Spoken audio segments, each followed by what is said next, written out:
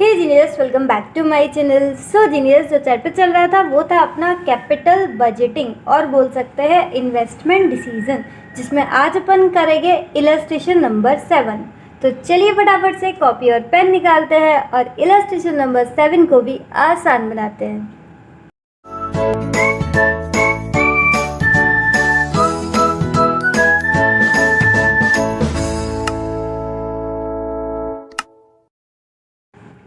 Illustration number 7.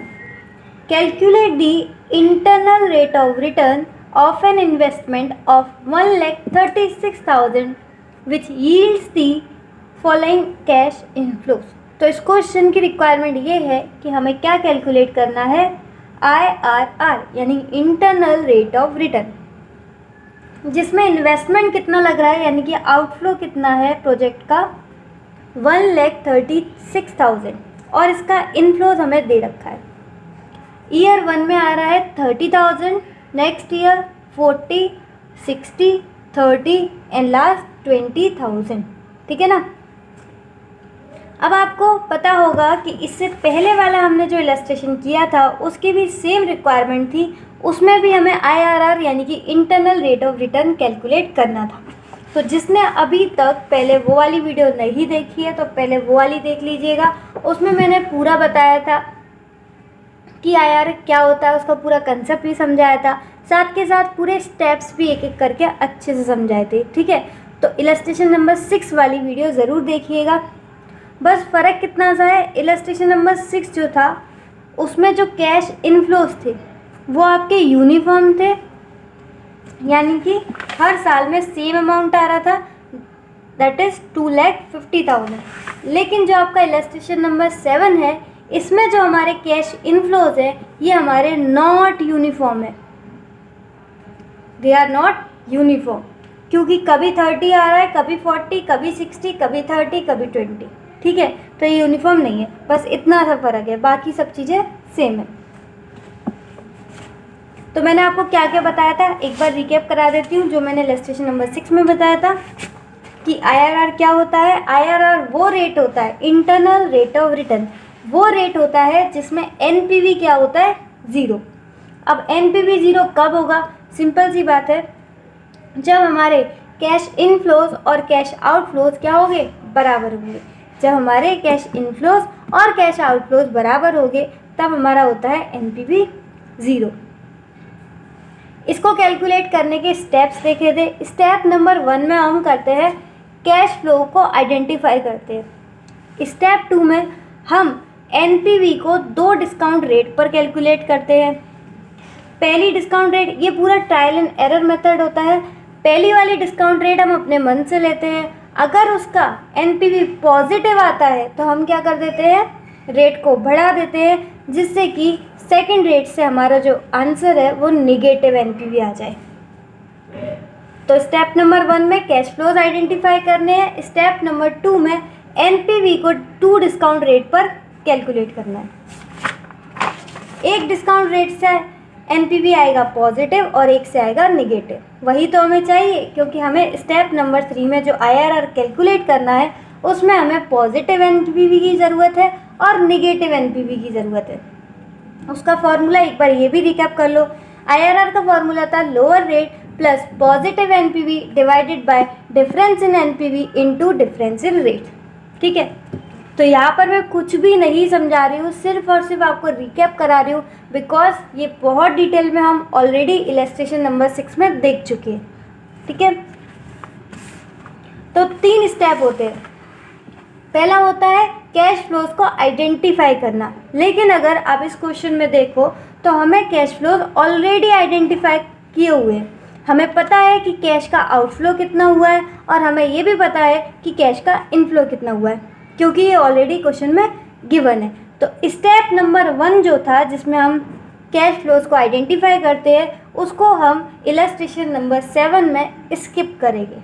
ठीक है, illustration number 6 जो था उसमें भी हमें cash flows already identify given दिए थे क्वेश्चन ने, तो वहाँ पर भी हमने स्टेप नंबर 1 को स्किप किया था, और इलस्ट्रेशन नंबर 7 में भी हम स्टेप नंबर को स्किप करेंगे।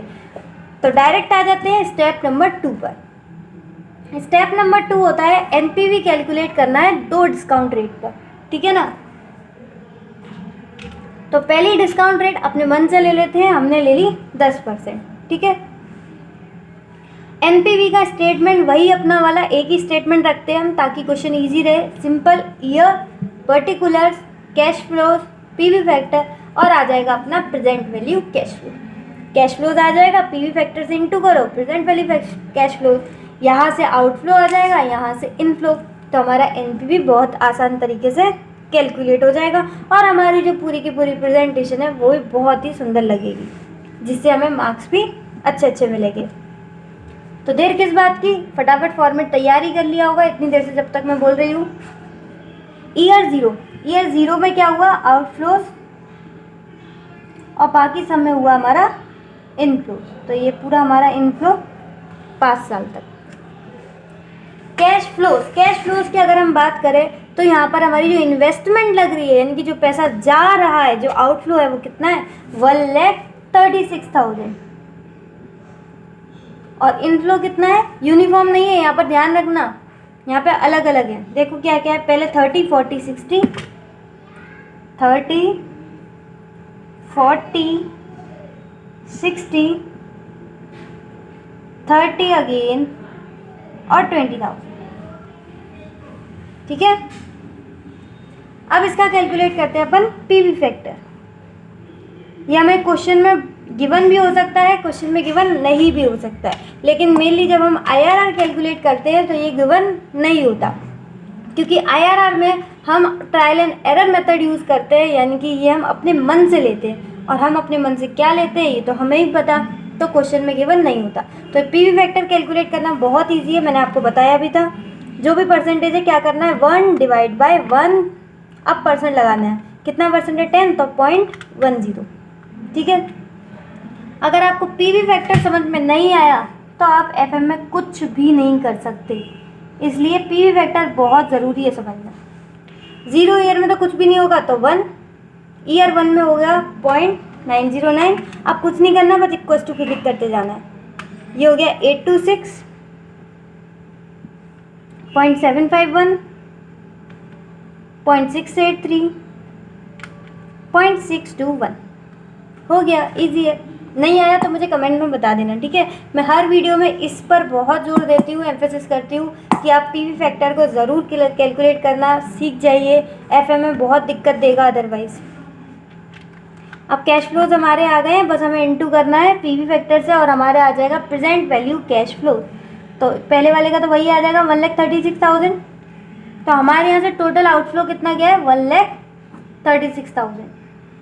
तो पैसा गया, इसको माइनस कर दो। अब बस कैश फ्लोज हैं और प्रेजेंट वैल्यू फैक्टर से इनटू कर दो। 30,000 इंटू 0.909, 27270, 40,000 इंटू 0.826, 33040, 60,000 इंटू 0.751, 45060, 30,000 इंटू 0.683, ये आ गया 20490, 20,000 इंटू 0.621, ये आ गया 12420। ये सारे हमारे इनफ्लोज आ चुके हैं, बस हमें अब इसका ऐड करना है। तो फटाफट इसे सम अप करते हैं।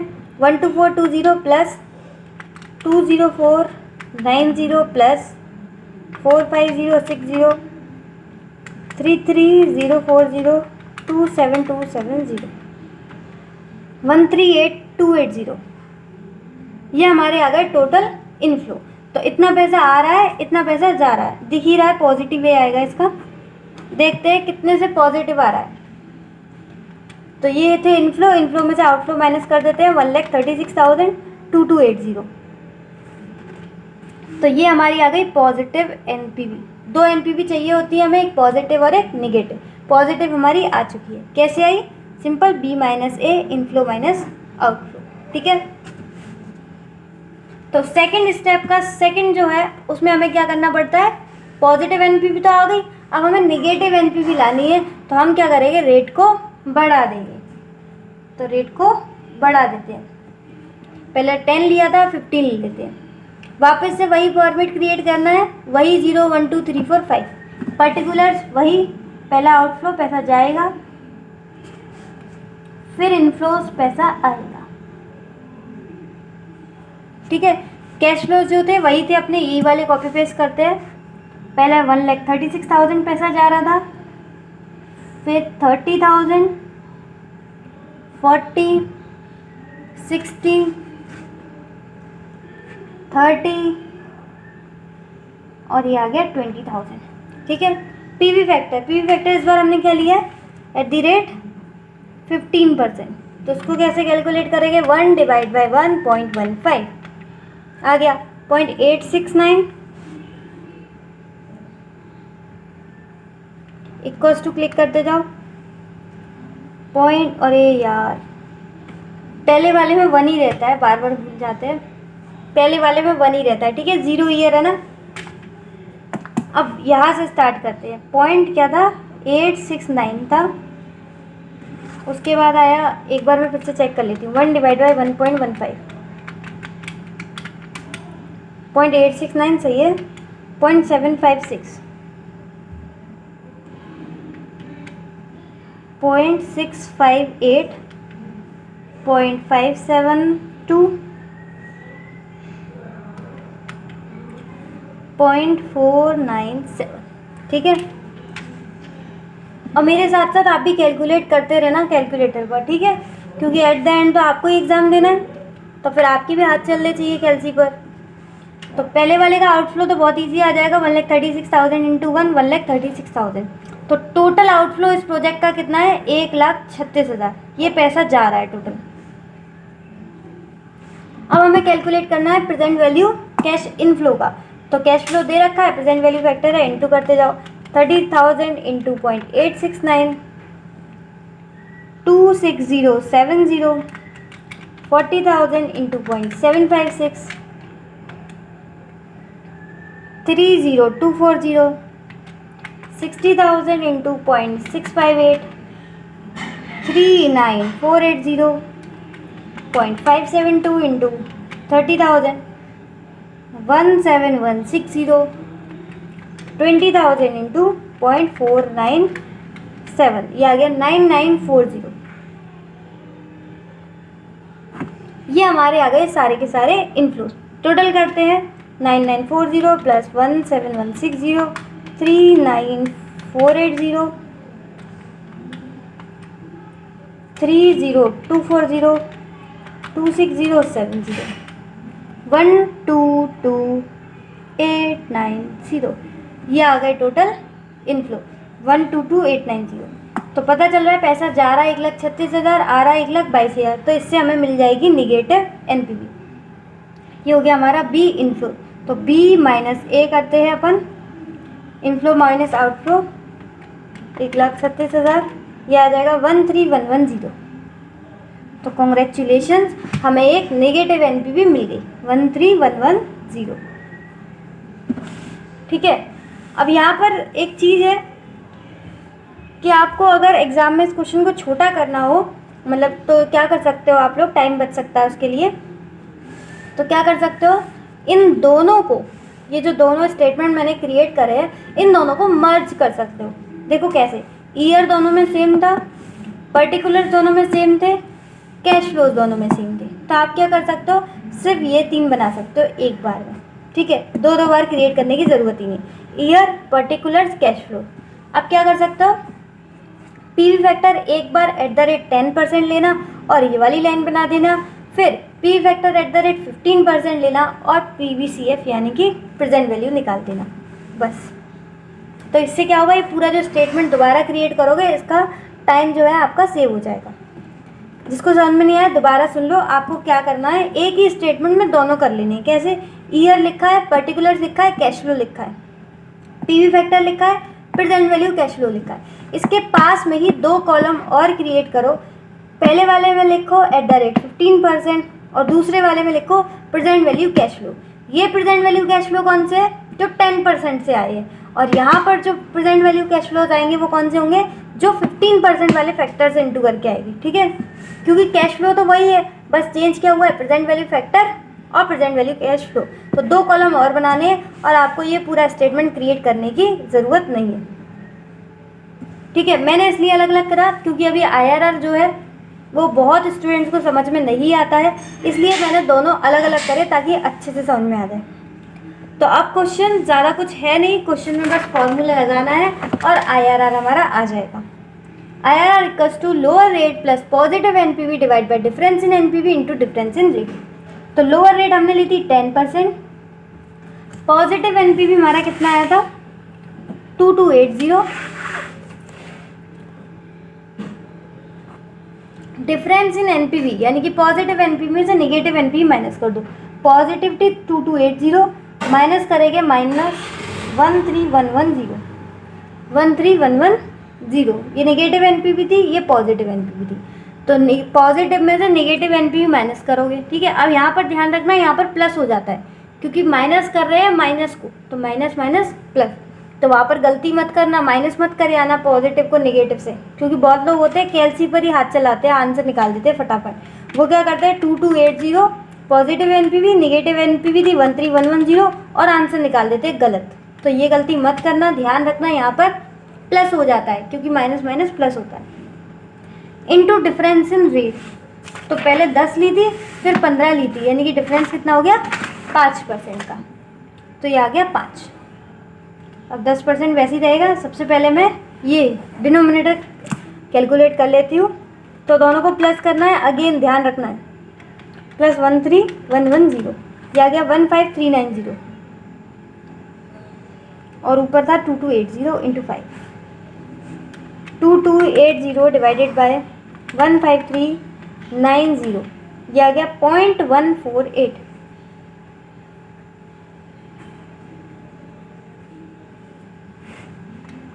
पॉइंट 148 को इंटू करना है 5 से, यह आ गया 0.74 और यहाँ पर था 10%। ठीक है, तो इसको प्लस कर देंगे तो आ जाएगा 10.74%। ये रहा आपका answer. Trial and error method है, इसलिए पॉइंटों की कुछ गड़बड़ हो सकती है, लेकिन आपको इग्नोर करना है उसको, कोई दिक्कत वाली बात नहीं है, क्योंकि मेथड का नाम ही हमारा क्या है, ट्रायल एंड एरर मेथड। तो उम्मीद है आपको पूरा क्वेश्चन समझ में आया होगा, मेरे साथ साथ आप लोगों ने भी सॉल्व किया होगा और इसके साथ साथ प्रेजेंटेशन भी समझ में आई होगी। प्रेजेंटेशन में चाहे तो ऐसे लॉन्ग रूट ले सकते हो, या इसका मैंने शॉर्टकट भी बताया है कि इन दोनों को कॉलम को बस इनके साथ ही मर्ज करो और आपका काम हो जाएगा और पूरे मार्क्स फिर भी ला सकते हो। ठीक है, जो मैं शॉर्टकट बताती हूँ वो वही बताती हूँ जिसमें आप पूरे मार्क्स ला सको। ऐसे नहीं कि ये करने से पूरे आएंगे और ये शॉर्टकट से आपका 1 मार्क कट जाएगा, बिल्कुल नहीं। मैं शॉर्टकट्स वही बताती हूँ जिसमें आपका पूरे मार्क्स आए, बिल्कुल A1 प्रेजेंटेशन बताती हूँ। ठीक है, तो कभी भी इस पर डाउट मत रहना। सारी चीज़ें आसान ज़रूर बनाती हूँ, लेकिन मार्क्स में कोई कमी नहीं रहनी चाहिए, पूरे मार्क्स आने चाहिए, प्रेजेंटेशन ऐसी होनी चाहिए। ठीक है, थोड़ा सा हो सकता है आपको आज वीडियो फास्ट लगी हो, लग रहा हो कि जल्दी जल्दी हो रहा है, जस्ट बिकॉज क्योंकि हम सेम क्वेश्चन सेम वे में कर चुके हैं इलस्ट्रेशन नंबर 6 में, इसलिए मैंने वीडियो स्टार्ट होने से पहले ही बोल दिया था कि आप पहले इलस्ट्रेशन नंबर 6 कीजिए, उसके बाद इलस्ट्रेशन 7 आपको जल्दी हो जाएगा। तो आज हमने देखो वैसे ही हमने जल्दी कर लिया, लेकिन फिर भी अगर आपको कोई दिक्कत होती है, लग रहा है कि नहीं फास्ट है, तो आप मुझे कमेंट्स में अपना फीडबैक ज़रूर दीजिएगा, जिससे कि मैं थोड़ा आगे जाके फर्दर वीडियोस में इम्प्रूव करूँ। तो आज के लिए बस इतना ही। If the video is helpful for you then hit the like button, share with your mates as well if it deserves, and या डू सब्सक्राइब नाउ। इस तरीके के आपको सारे सॉल्यूशन आसानी से मिल जाएंगे इसी चैनल पर। तो इसी के साथ खुश रहिए, मुस्कुराते रहिए, मिलते हैं नेक्स्ट वीडियो में, तब तक के लिए bye bye, be happy always.